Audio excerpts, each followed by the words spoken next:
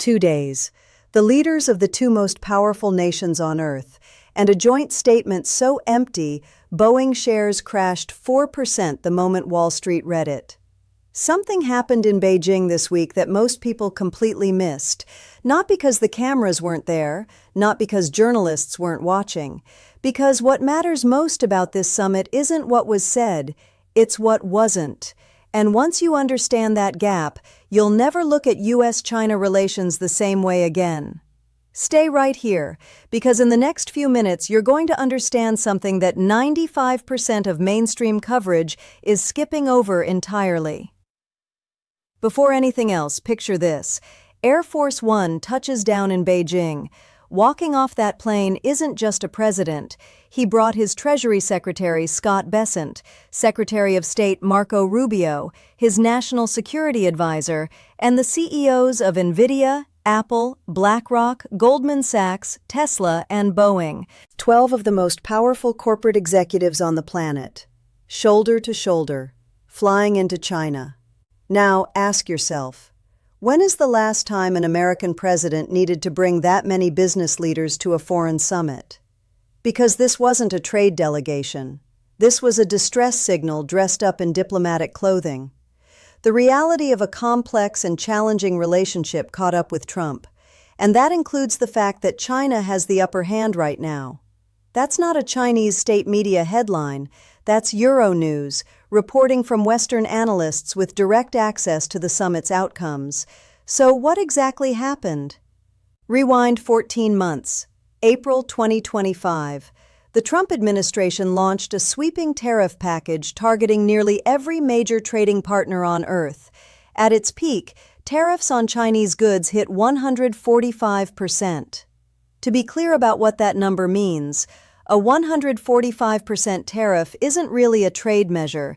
It's a near-total economic blockade. It's shutting the door and welding it shut. Scott Bessent went on television and said, paraphrasing his public statements, that the United States holds all the cards. China is playing a losing hand. Except China had spent the previous 8 years building a completely different hand. Since 2016, Beijing systematically and deliberately diversified its trade relationships. After the first Trump trade war in 2018, that process accelerated dramatically.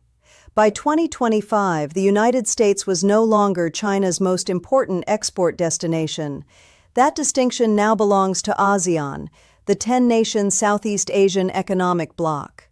China now trades more with the Global South than it does with the European Union. Translation: when Washington shut off U.S. market access, China had already built the exits. The leverage Washington thought it held had quietly dissolved over nearly a decade, and Beijing knew it. Now talk about rare earths, because this is where the real power lives. 17 metallic elements, names most people can't pronounce. Neodymium, dysprosium, terbium. You've never heard of them, but they're inside every advanced semiconductor, every electric vehicle motor, every military guidance system, every fighter jet engine, and every precision weapon that modern warfare depends on. China controls approximately 60% of global rare earth mining, but that number dramatically undersells the actual leverage. China controls roughly 85% of the world's rare earth processing capacity. Even countries that dig the ore out of the ground have to ship it to China to refine it. That's not a supply chain dependency, that's a chokehold. The Trump administration has confronted China on some of these challenges, but China has used critical minerals for economic coercion, and it worked. When Beijing announced export restrictions on rare earth elements in early 2025, in direct response to U.S. tariff escalation, U.S. defense contractors and tech companies went into immediate alarm mode. And that alarm is why Jensen Huang of NVIDIA and Tim Cook of Apple were on Air Force One flying into Beijing this week, not as guests, as people with a problem that only China can solve. Although Xi agreed to purchase 200 Boeing jets, that number was much lower than the 500 that Trump had floated before. Boeing shares fell 4% on Wall Street. By the time Trump left China, it was the only major deal announced. Read that again.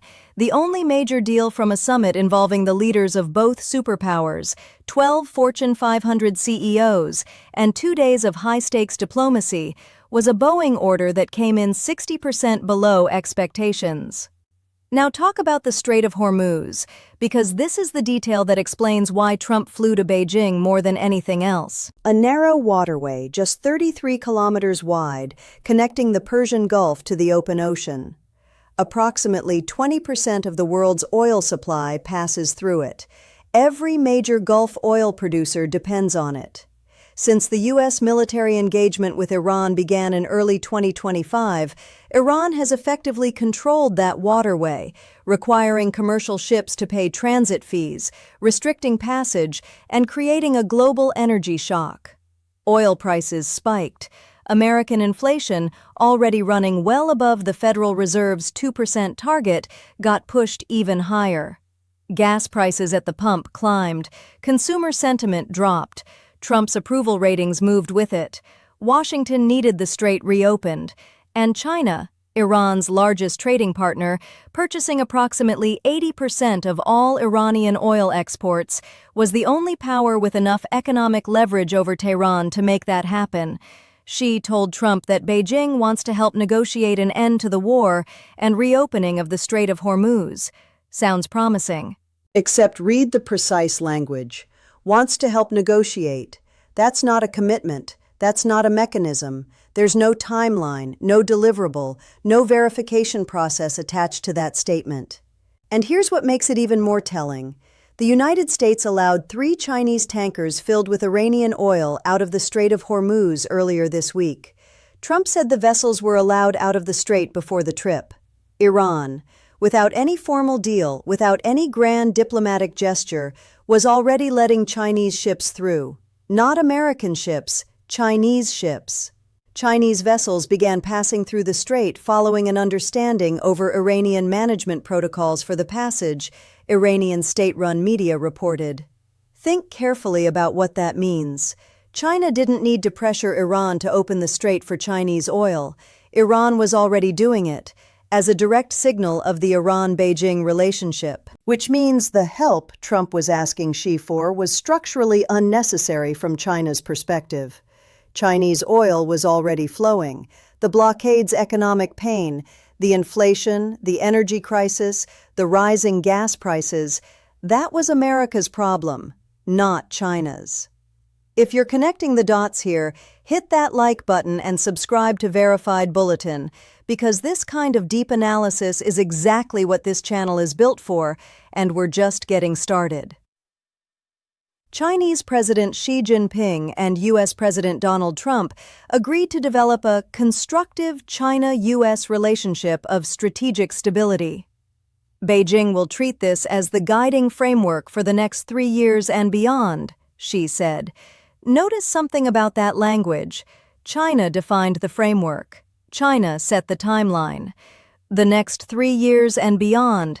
That's Beijing projecting confidence about who will be managing this relationship going forward. Now talk about the moment that should have generated far more headlines than it did. Xi opened the formal summit proceedings by invoking the Thucydides trap, a concept named after an ancient Greek historian who documented the war between Athens and Sparta. The modern political scientist Graham Allison studied 16 historical cases where a rising power challenged an established one. 12 out of 16 ended in war. When Xi, standing next to the President of the United States, chose to open by invoking that concept, he wasn't giving an academic lecture. He was sending a precise message on 2 levels. First, China wants to avoid conflict. It's naming the danger because it wants to manage it. That's the reassuring layer. Second, and this is what most coverage missed entirely, China is publicly acknowledging it has grown powerful enough that the Thucydides dynamic now applies. Xi was not speaking as the leader of a developing nation seeking accommodation. He was speaking as the leader of a peer, perhaps in certain dimensions, already something more. The Chinese issued a statement saying that Xi stressed to President Trump that the Taiwan question is the most important issue in China-U.S. relations, and could lead to clashes and even conflict if not handled properly. And then came the part that should concern every person watching this video. Trump said the pending $14 billion deal to sell arms to Taiwan is a very good negotiating chip. "I haven't approved it yet. We're going to see what happens," Trump told Fox News in an interview taped in Beijing. "I'm holding that in abeyance, and it depends on China. It depends. It is a very good negotiating chip for us, frankly." Pause on that for a second. The President of the United States, sitting in Beijing, called Taiwan's defense a negotiating chip. Taiwan has been watching this summit with extreme anxiety. Taipei is particularly worried that Beijing will successfully persuade Trump to express support for peaceful unification or state that the United States opposes rather than does not support Taiwan independence. So where does all of this leave us? 3 scenarios are now in play, and every person tracking global markets, energy prices, and supply chains needs to understand them. Scenario 1. Managed de-escalation. Both sides use this summit as cover to quietly reduce the most economically damaging elements of the confrontation. Tariffs come down selectively. Nvidia gets some form of market access restored in China. Apple's supply chain concerns get quietly addressed. In exchange, Washington moderates its Taiwan rhetoric and slows, but doesn't stop, its efforts to build alternative critical mineral supply chains.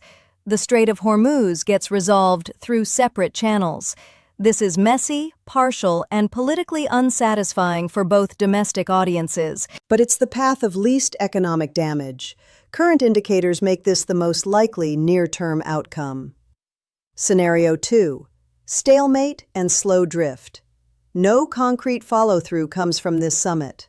The goodwill expressed in Beijing evaporates under domestic political pressure on both sides. Rare earth restrictions stay in place. Technology decoupling accelerates. The global economy absorbs higher energy costs as Hormuz remains unresolved. This scenario doesn't hold. It tends toward either a breakthrough or a breakdown. Scenario 3. Escalation.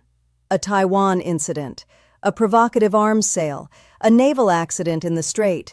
Any of these could trigger rapid deterioration. Rare earth export restrictions become permanent. Technology decoupling becomes irreversible. The global economy fractures into 2 partially incompatible ecosystems. Less likely, but the mechanisms that might prevent it are weaker today than they've been at any point in 30 years. Before his trip to China, Donald Trump faced outsized expectations, largely nurtured by himself. But the reality of a complex and challenging relationship caught up with him. What actually came out of Beijing? A Boeing order 60% below expectations, causing Boeing shares to drop 4%. A verbal expression from Xi that China wants to help on the Strait without a single binding commitment. No reversal of rare earth export restrictions. A stark Taiwan warning that U.S. Secretary of State Rubio immediately had to go on television to try to downplay. And a framework declaration that China defined on China's timeline. China feels confident enough to be able to stand up to Trump on many key issues, including sanctions, technology controls, critical minerals, and Iran. That confidence didn't appear overnight. It was built across 8 years of deliberate economic diversification, supply chain consolidation, and strategic patience. 3 things to hold on to from everything you just heard. 1. The summit happened because Washington needed it more than Beijing did. That asymmetry shapes every outcome that follows, including outcomes that haven't happened yet. 2. The statement's most important content is what it doesn't say. No binding Hormuz commitment. No rare earth relief. No Taiwan de-escalation framework. Deliberate omissions in a document negotiated word by word. 3. China's Thucydides warning and its Taiwan declaration are not rhetorical flourishes. They are precise conditional statements about what Beijing will and will not accept. Taiwan is the line. Everything else has a price. 2 world leaders, 2 days, a joint statement that moved markets the wrong direction, and a global power balance that shifted, not in Beijing this week, but over the 8 years nobody was paying close enough attention. If this video gave you a framework for what's actually happening, not just the headlines but the mechanics underneath them, then Verified Bulletin is exactly where you need to be. Subscribe right now and hit the notification bell, because the next video is going to cover what Iran actually calculates it gains by keeping that strait closed, and why that calculation may be running out of time faster than Tehran realizes. Drop your take in the comments right now. Did China just call America's bluff in Beijing? Or is there a deal being quietly negotiated in back channels that the public isn't seeing yet? Your read matters, and this community is exactly the place to put it.